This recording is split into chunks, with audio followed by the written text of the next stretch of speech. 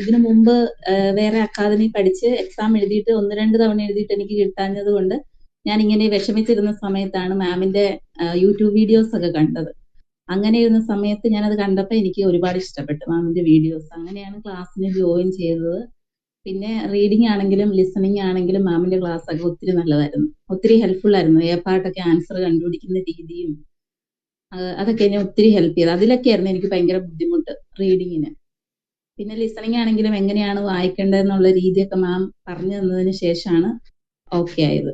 പിന്നെ അതുപോലെ റീഡിങ്ങിന്റെ മാം ഒരുപാട് സിനോണിമസ് ഒക്കെ ആ ക്ലാസ്സിൽ ഇരുത്തി തന്നെ പറഞ്ഞു തരുകയും പഠിപ്പിക്കുകയൊക്കെ ചെയ്യായിരുന്നു. അതൊക്കെ ഒത്തിരി ഹെൽപ്ഫുൾ ആയിരുന്നു.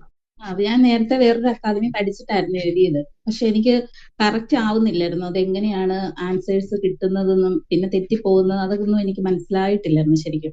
അപ്പം അത് ഞാൻ ഈ മാമിന്റെ ക്ലാസ് ഇങ്ങനെ യൂട്യൂബ് വീഡിയോസ് ഒക്കെ കണ്ട് എനിക്ക് മനസ്സിലായി.